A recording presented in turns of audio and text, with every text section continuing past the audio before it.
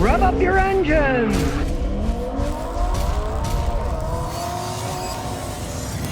All right, today we got a used King Ranch. It's been a pretty good pickup truck. He's got a problem with ABS system, so we're going to show you how you can check it out with a little scan tool. First of all, we're going to look at the truck itself. Bought it used with 58,000 miles for around 25 grand. Try doing that today, forget it. Some of these things are pushing $81,000, $91,000. And of course, it's made in the United States. It's a real King Ranch. Look at that leather. Okay, might be 11 years old. It's still in immaculate shape, as is the back seat, power sliding window, and the extended bed. And it has a lot of room. The liner's still in excellent shape. And it's a 4x4. We see a big old V8 engine, but it's in the open. It's easy to work at. It's a classic 5-liter Ford V8. You got timing chain. It's a well-made engine that can last quite some time. And you might think, oh, these are all gas hogs. This thing does have a Ford 6-speed with overdrive transmission. He gets 19 miles a gallon on this big old truck. Now, if you remember, I did a video on the brand new Toyota Tundra, and not only was a V6 twin turbo, it was also a hybrid. The guy got 19 miles a gallon in that. The technology difference between this V8 and Toyota's insane dynamic force engine GDI twin turbo is insane. The Toyota is so much more complex and so much more modern. You'd think, hey, that thing's going to really get good gas mileage. No, it gets the same gas mileage that this thing's getting. Right? People get carried away with a lot of this 10-speed, 12-speed transmissions. It's overkill in a lot of cases. In the real world, it doesn't make that much difference. The Tundra got maybe a couple miles a gallon better than my grandson's V8 Tundra because it was a V6 and it was a hybrid, right? But this gets the same exact gas mileage. It's an older Ford, just a plain old V8. So don't be fooled by all this horse manure the companies are throwing out that, oh, here's the EPA rating. EPA rating is nonsense. It's done on dynamometers, not driving down the real road, not hauling stuff. 19 miles a gallon on a truck like this, you can't complain because the technology is so much simpler. When they do break, it's going to be a lot easier to fix it. What has he done since he bought it a few years ago? Well, the really only big thing was the orifice went bad here for the AC, so he did it himself. He had to buy a vacuum pump, but the whole thing only cost him 300 bucks. Now the compressor's still original, and you can see it's set up with some good coolers, so it doesn't have any overheating problems. And it is King Ranch, so it's got all the bells and whistles, electric seats, you got dual air conditioning, you got your media, you can turn the traction control off if you want, you can go in 2-wheel high, 4-wheel low, and the leather armrest really gives it some pop. A lot of room in there too. We're going to scan it, try to figure out what's going on with the ABS system. We just plug it in, turn it on. We'll turn the key on. Yes, it is an actual key, not one of those stupid keyless systems. So we'll set it up for auto scan. Ford USA. And I gotta say, this V-Diag, as you can see, it's a model VD70. Came up real fast, read the codes. In this case, we're going to look at the anti-lock brake system. We'll see if there's any codes. There's a problem with the ABS pressure transducer. Now, from my experience, it doesn't matter if you change the pressure transducer because you can't replace the stupid thing. You got to replace the entire ABS modulator assembly. As you can see here, a brand new one costs $1,128, where you can get a used one for 170 bucks. Well, you know, that's your choice of gambling. And here we go. There's the little devil down there, and not only is it a pain to hook up, but then it's got to be bled. You got to have a machine like I have to bleed it. You can't do it yourself. It has to open, close solenoids, do all kinds of crap. Even when I do it, it might take me an hour or two, and I got the equipment. I'll tell you, do this, pump this 10 times, do this, blah, blah, blah, blah, blah. I've done it in some videos and showed you, and I watched see what a pain in the butt it is. And on one like this, it's the fancy one. You got to reprogram it too. I mean, he knows the ABS system has a problem, the light's on, but he says it brakes perfectly fine. Here's the thing. These things revert to non-ABS normal braking if the system goes out. It's a fail-safe thing. Otherwise, if the ABS system went out and the car didn't brake at all, you kill yourself, right? So basically, it's kind of an add-on system.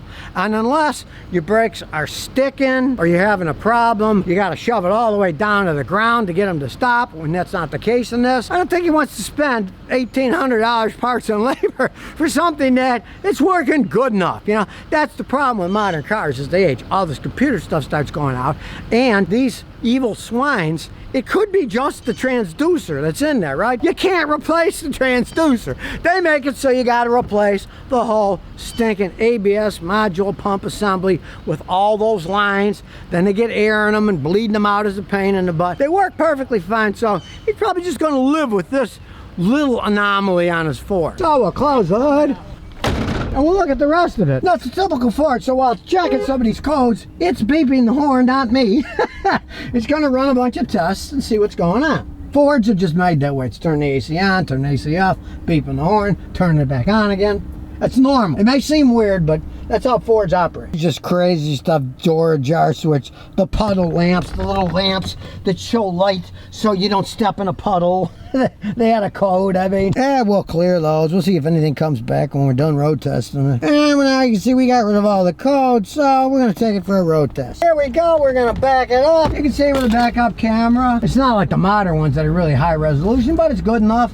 You can see where you're going. And I'm not looking backwards, which scares me because I normally do anyway. But I'm in my own driveway, so I got a pretty good idea where the hell I am anyways. Now we go over to bump at the truck. We can do whatever we want. And these newer Ford trucks, they actually ride a lot better than the old ones did. And you can see it's got the ABS failure system on it. So we know for a fact that code's going to come back. The other ones might not, but that one's definitely coming back.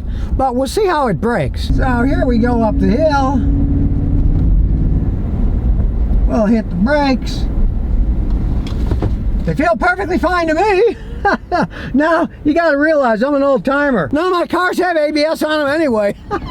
That's how I drive them. So, here we go. Give it a little gas. Listen to that V8. Smooth power. That's 6 feet with overdrive. Shifts like a dream. Now, you won't be getting 19 miles a gallon driving like that. But going 65 miles an hour, you can if you're a conservative driver. It's not perfectly fine. It's just they're not going to have ABS. It's not be working anymore. Because it could be as simple as that dumb transducer, but you got to buy the whole ABS assembly now. If you're a gambling man and you're willing to try a $150 used one or ones that they call rebuilt, I've had real problems with rebuilt ABS modules.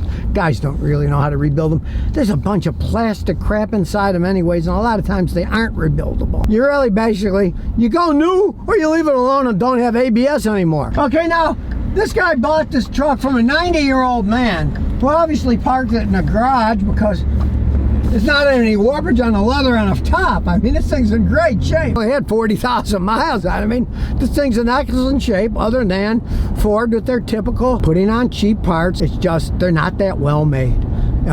I would say for every ABS module that breaks on maybe 500 Fords, I might see one that breaks on a Toyota or a Honda. Okay, now, and you know, this is fancy. It's got the pullback mirrors, so both sides. Go in and go out when you're driving. All right, now let's shut her off. See if any codes came back. And I predicted, of course, the ABS code came back because there's a problem with that modulator. So, of course, the ABS code came. Now it's beeping because it's doing all its tests. Code pressure, transducer, main primary fault. You can't replace the sensor. You got to buy the whole expensive part. So he's going to let that one slide. It brakes perfectly fine. Just realize you don't have anti-lock brakes, right? He's almost as old as me. He knows how to drive. He didn't even know that there was a problem other than the stupid light came on. Yeah, the ABS is broken. You expect that kind of stuff with Fords. Computer stuff is going to break as it ages, and you have to spend a fortune fixing it. Like I said before, if this was a Toyota or Honda, the ABS system will probably still be working forever perfectly fine. It's just that Ford makes those systems cheap, and cheap enough that you can't replace the pressure transducer. You got to replace the whole $1,400 part and then a ton of labor reprogramming, bleeding the air out of it. So sometimes too much technology is too much if it isn't built correctly. But otherwise, he loves the truck. Got a big bed. He's thinking about getting a camper to put on it, go camping. So, hey, for what he paid today, these things are 80 to 90,000 bucks. He paid like 25. Hey, you can't argue that.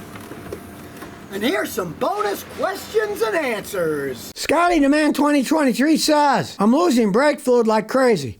Got 2001 Honda. I'm losing brake reservoir within 2 or 3 hours of driving. Where could it be leaking? Help. It's going to be pretty easy for you to figure it out because there's only 2 places it's going to happen. If you're losing that much fluid, get a flashlight, start looking. It's going to be dripping everywhere. If it's at your wheel, like your brake caliper, you'll see the inside of the wheel be coated with brake fluid. Where it's leaking, you're going to see brake fluid everywhere if you're going through it that fast. But the number 2 one, you're not going to see. So if you don't see it anywhere, it means you need a brake master cylinder. The brake master cylinder, we put the fluid in. When they leak, they'll often leak back. They leak into the brake booster assembly, and that's a big assembly. It can hold a lot of fluid. The fluid will be filling up your brake booster. Now, this you want to fix immediately, because you said they still work okay until they run out of fluid. You want to take that master cylinder off, get a new one, and suck all the brake fluid out of your brake booster. Right? Get a vacuum pump or something, get it all out, and then spray a little brake fluid cleaner in it, and then suck all that out. Because if it sits there too long, it will ruin your brake booster, and brake boosters cost a lot of money to replace. You don't see it leaking anywhere, quick, take off the master cylinder, get all that fluid out, and then change the master cylinder, clean out the booster inside, and pray it hasn't been damaged, because those are expensive. So if you never want to miss another one of my new car repair videos, remember to ring that bell.